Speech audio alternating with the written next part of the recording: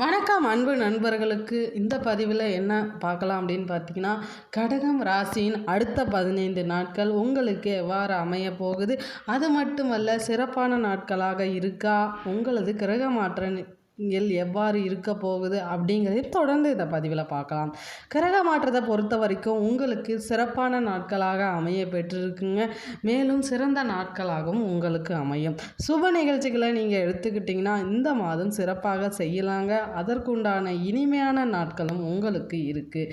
கடகராசியின் குணங்கள் கடகராசியின் சின்னம் எப்படின்னு பார்த்தீங்கன்னா, அது நண்டு ராசிங்க.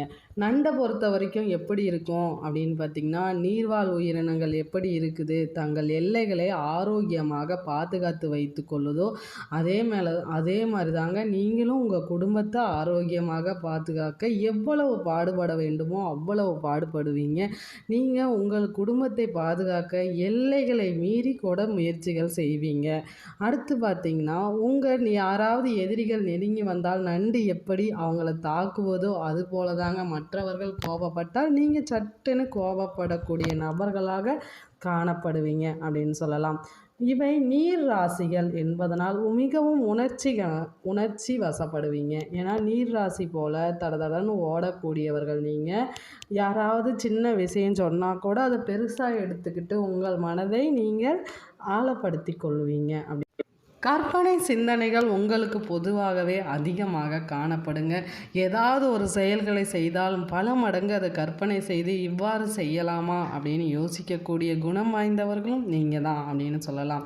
சக மனிதர்கள் கஷ்டத்தில் இருக்கும்போது நீங்கள் என்ன பண்ணுவீங்கன்னா, உதவும் கரத்தோடு செயல்படுவீங்க.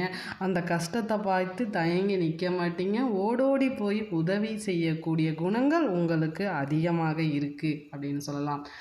இது மட்டும் இல்லைங்க, நீங்கள் ஜோதிட ரீதியான ஏதாவது தகவல்கள் மற்றும் உங்கள் சந்தேகங்களுக்கு விடை தெரியணும்னா நீங்கள் வராகி அம்மன் ஜோதிட நிலையத்தை தொடர்பு கொண்டு நீங்கள் பலன் பெறலாங்க. அவங்க உங்களுக்கு சிறந்த பலன்களை கொடுப்பார்கள். அது உங்கள் வாழ்க்கை சிறந்த முறையாக அமையும் அப்படிங்கிறதையும் நான் தெரிவிச்சுக்கிறேன். இதோட லிங்க் எங்கே இருக்கும் அப்படின்னு கேட்டிங்கன்னா, நம்ம பதிவில் கீழே டிஸ்கிரிப்ஷனில் இருக்குங்க. அதை பார்த்து தெரிஞ்சுக்கோங்க.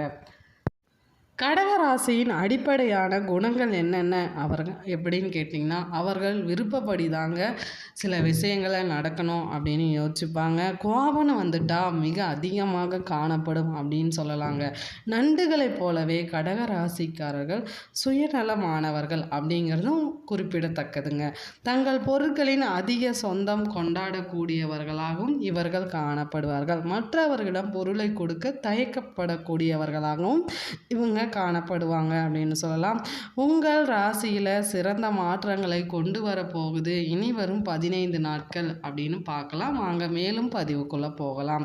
வாங்க கடகராசி அன்பர்களுக்கு முதல்ல பூசம் நட்சத்திரக்காரர்களுக்கு எவ்வாறு இருக்குது அப்படிங்கிறத தொடர்ந்து பார்க்கலாங்க. தெளிவான சிந்தனை கொண்ட உங்களுக்கு பிறக்கும் புரட்டாசி 15 நாட்கள் எப்படி இருக்குன்னா, பொன்னான நாட்களாக அமைய பெற்றிருக்கு அப்படின்னு சொல்லலாம். உங்கள் நட்சத்திரநாதன் லாபஸ்தானத்தில் சஞ்சரித்து காணப்படுறாருங்க. தொழிலை பொறுத்த வரைக்கும் எப்படி இருக்குன்னா, அமோகமாகவே இருக்குங்க.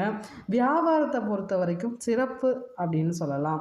லாபம் அதிகரிக்கக்கூடிய நாட்கள் இனி வரும் நாட்கள். உங்கள் நீண்ட நாள் எதிர்பார்த்து நிறைவேறுங்க. ஏதாவது இது வரைக்கும் நடக்கலையே அப்படின்னு நினச்சி கஷ்டப்பட்டுட்டு இருந்தீங்கன்னா, நீ வரும் காலங்கள் உங்களுக்கு நடக்கக்கூடிய நாட்களாக அமைய போகுது. அடுத்து ஆரோக்கியத்தை பொறுத்த வரைக்கும் எவ்வாறு இருக்கும் அப்படின்னு கேட்டிங்கன்னா, ஆரோக்கியம் சிறப்பாக காணப்படுங்க. ஏன்னா உங்களுக்கு குலதெய்வ அருளானது முற்றிலும் கிடைக்க பெற்றிருக்கு. அதனால் நீங்கள் குலதெய்வத்தை கண்டிப்பாக மறக்காமல் அமாவாசை கிழமைகளோ அல்லது வெள்ளிக்கிழமைகளோ தரிசிட்டு வாங்க. உங்கள் உண்டான அனைத்து தீமைகளும் நீங்கி நன்மை நடக்கக்கூடிய நாட்களாகவும் அமைய போகுது அப்படின்னு சொல்லலாம். உங்கள் வாழ்க்கை வளமாகும் அப்படின்னு சொல்லலாங்க. பிள்ளைகளுக்கு எவ்வாறு இருக்குது அல்லது குழந்தைகளுக்கு நோய் நொடிகள் வராமல் இருக்குமா, அவர்கள் படிப்பு எவ்வாறு இருக்கும் அப்படின்னு கேட்டிங்கன்னா, கண்டிப்பாக அமோகமான நாட்களாக இருக்குது. நீங்கள் படிக்கும் பொழுது குழந்தைகளுக்கு கஷ்டத்தை கொடுக்காமல் இருக்க அவர்களை நீங்கள் ஊக்கப்படுத்துங்கள். அதுவே உங்களுக்கு சிறப்பானதாக இருக்கும். கம்மி மார்க் எடுத்திருந்தால் கூட நீங்கள் நல்லா படிக்கிறீங்க அப்படிங்கிறத சொல்லி பாருங்கள். கண்டிப்பாக அவங்க நல்லா படிப்பாங்க. தினமும் வீடு திரும்பும் பொழுது நீங்கள் என்ன ஸ்கூலில் நடந்தது, என்ன டீச்சர் சொல்லி கொடுத்தாங்க, அந்த மாதிரி கேள்விகளை கேளுங்க. அவங்க உங்களுக்கு பதிலளிப்பாங்க. அதுலேயே தெரியும் மாணவர்கள் எவ்வாறு வகுப்பறையில் கவனமுடன் செயல்படுகிறார்கள் என்பதை. நீங்கள் பிள்ளைங்களை பொறுத்த வரைக்கும் சிறப்பான நாட்களாக இருக்குது. உங்கள் குழந்தைகளுக்கு ஆரோக்கியமானது அருமையாக காணப்படுது அப்படின்னு சொல்லலாம். கடன் வாங்கியிருந்தீங்கன்னா கட்டக்கூடிய நாட்களாகவும் இனிவரும் நாட்கள் அதிகமாக இருக்குது. வரவுக பொறுத்த வரைக்கும் வரவு அதிகமாக இருந்தாலும் செலவும் இருக்க தாங்க செய்யும். செலவுக்கேற்ற போது சிக்கனமாக நீங்கள் பணத்தை சேமித்து வைங்க. சேமிப்பே சிறந்ததாக காணப்படும். அடுத்து பதவி எப்படி இருக்கும்? பதவி மேல் பதவி கிடைக்குமா? நாங்கள் மேலதிகாரியாக ஆகணும் அப்படின்னு நினச்சிங்கன்னா கண்டிப்பாக பதவியை பொறுத்த வரைக்கும் அருமையான நாட்களாக உங்களுக்கு இருக்குங்க. அதுவும் முக்கியமாக புனர்பூசம் 4ஆம் பாதங்களில் உள்ளவங்களுக்கு மேல் பதவிகள் வந்து சேரும். எதனால் அப்படின்னு கேட்டிங்கன்னா புதனின் சஞ்சாரம் உங்களுக்கு சிறப்பாக இருக்குதுங்க. அதனாலேயே உங்களுக்கு இருந்து வந்த பிரச்சனைகள் நீங்கி சிறப்பாக காணப்படும் அப்படின்னு சொல்லலாம். கணவன் மனைவிக்கிடையே எவ்வாறு இருக்கும் அப்படின்னு கேட்டிங்கன்னா இதுவரை இருந்த சண்டை சச்சரவுகள்லாம் நீங்கி உங்களுக்கு இன்பம் உண்டாகும் நாட்களும் அமைய பெற்றிருக்கு அப்படின்னு சொல்லலாம். நீ வரும் காலங்கள் 15 நாட்களும் உங்களுக்கு சிறப்பான நாட்கள் தாங்க. பதவி உயர்வில் இருந்த தடை கூட விலகி பதவி உயர்வு கிடைக்கும். மனைவி வழி சொந்தங்களுக்கிடையே அனுகூலமான நாட்களாக இருப்பதால் அவர்கள் பலன் தரக்கூடியவர்களாக உங்களுக்கு இருப்பார்கள். அதிர்ஷ்டமான நாட்கள் என்னன்னு கேட்டிங்கன்னா 13ங்க. அதிர்ஷ்டமான நாட்கள் 21, 29, 30 அப்படின்னு சொல்லலாம்.